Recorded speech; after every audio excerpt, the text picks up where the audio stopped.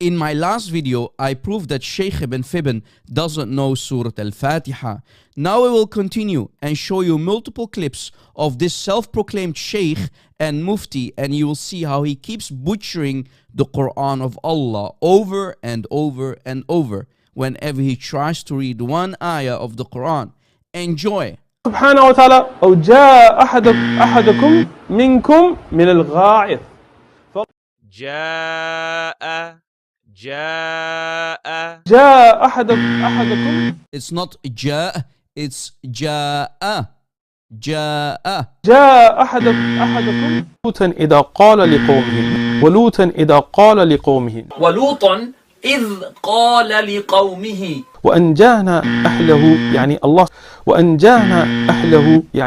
فأنجيناه وأهله. And with tajweed فأنجيناه وأهله. The correct way to recite the word is فأنجيناه. He reads it as وأنجانا أهله يعني الله فأنجيناه وأهله. And with tajweed فأنجيناه وأهله. So he reads a totally different word. It's not even close. He claims to be a sheikh. He has a master's degree in hadith studies. This is embarrassing. This is really embarrassing, ya Muslimun. Imagine you were in Afghanistan. They'd take you to bazaar and whoop you, bro. Masters for jahalat.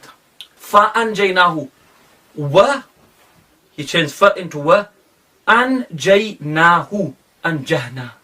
أَنْجَيْنَا. He's changing it into a ha. In the 10th verse, Allah subhanahu wa ta'ala says, ضرب الله مثالا للذين كفروا من امرأة نوح وامرأة لوط. ضرب الله مثالا للذين كفروا من امرأة نوح وامرأة لوط. مثلا للذين In the 10th verse, Allah subhanahu wa ta'ala says, ضرب الله مثالا للذين كفروا من امرأة نوح وامرأة لوط. This time he adds an extra word of his own into the text, min, which is not there at all. So he corrupts Allah's Quran even further by adding his own words into the text. كفروا من امرأة نوح وامرأة لوط. Then he goes, لِلَّذِينَ كَفَرُوا مِنْ. He just put an extra word in, a full word. He's put min in. He's put an extra word. He's put harf jar in Quran. كفروا من امرأة نوح وامرأة لوط. Astaghfirullah. Yet he keeps bragging that he has a master's degree in hadith studies. From the Islamic University of Islamabad with a master's focused in hadith. Well, I think he got his master's degree from a dump site somewhere in Islamabad. أولئك الذي يشترون الضلال بالهدى والعذاب بالمغفرة فما أصبرهم على النار. Now in this one he's actually given a khutbah, so he's got the robe on, with the gold lining. أولئك الذين, أولئك الذي. So he's reading أولئك الذي. So الذين he's changed to الذي. Okay, أولئك الذين نشتروا الضلالة. He's making أولئك الذي يشترون الضلالة or something of the sort. أولئك الذي يشترون الضلال بالهدى والعذاب بالمغفرة. And then the whole congregation, and then they're inviting them to the local masjids. This jahil, this ignorant miskin. يا أيها الناس ما غرك بربك الكريم الذي خلقك وسواك وعدلك. يا أيها الناس. Astaghfirullah. He's totally chopped off the word. Now in this one, يا أيها الإنسان ما غرك بربك الكريم.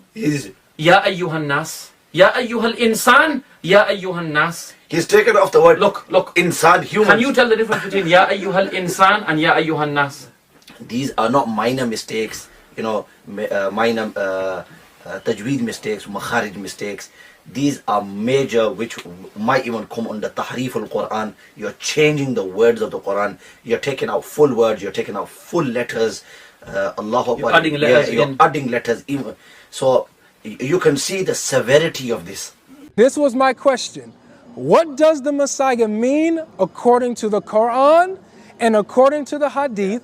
And Why is Jesus called the Messiah in the Quran or the Hadith? Bring me that answer. What he did is he tried to diminish the title of Messiah to try to say that all prophets and messengers are Messiahs. I said, okay, bring me the source according to Islam in the Quran or the Hadith. What he did is he brought me some paper. He told me he was going to bring some books, literally quote, don't worry, come back next week, I'll bring you some books. No problem. Come back next Sunday. We'll bring you some books. Okay. Brought me a piece of paper. In the piece of paper that he brought, he claimed it was a hadith. He has a master's in it, by the way. Master's in hadith studies. He brought me a hadith that actually has a narration that has nothing to do with messiahs. Nothing to do with it at all. It has to do with the Sharia law compared to man-made laws now. And then what he did was, in the hadith, the publisher and the editor puts their footnote in there, and he quotes the footnote, merges the footnote with the narration, and quotes the footnote that has a typo in it, by the way, as if it was hadith. This is the guy that has a master's in it, by the way. We're going to just keep putting that out. Has a master's in hadith, and he didn't know that this was a footnote that he was quoting instead of a hadith. Thought it was Omar's words. Now, let's continue on. Now that we found out that has nothing to do with messiahs, says nothing about messiahs, and you know the Arabic, supposedly, and you misquoted it, didn't even know that it was a typo, but you're supposed to know the Arabic. Now that we know that this doesn't have anything to do with messiahs, I asked him to acknowledge that he was wrong in quoting this and apologize to the viewers for lying and trying to fool us, which he refuses to do. That option is still out here, Uthman. You will be forgiven. Of course, I'm speaking there. Let me talk. I'm giving you an option, an opportunity to redeem yourself. Say, I'm sorry. Don't say, khalas, my bad, but say, I apologize. I have a responsibility for truth, and therefore I was wrong for quoting this, and then let's move on in the conversation. That's what you need to do. I thought that he actually retracted or went back and he misspoke or made a mistake about the whole Messiah thing. Khalas, my bad. Now that we know that this doesn't have anything to do with messiahs, I asked him to acknowledge that he was wrong in quoting this and apologize to the viewers for lying and trying to fool us, which he refuses to do. That option is still out here, Uthman. Lying and trying to fool us. I used to watch Sheikh Uthman Farooq. Yeah, potato Farooq. But I stopped watching him because he's a liar. He just lies, and he just lies. Because this guy has such a high platform, he should say everything so accurately. Honestly, like Uthman, like he's not a really good scholar. Uthman, he's a liar. He lies about just to make himself, to make Islam look good, but he fabricates things. That's why I stopped watching Uthman.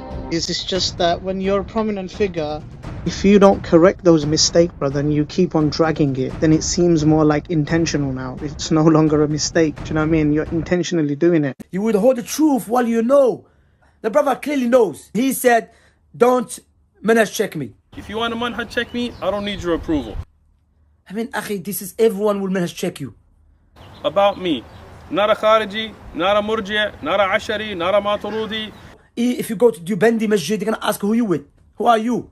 You go to Naqshbandi, you go to Maturidi, you go to... people will ask you.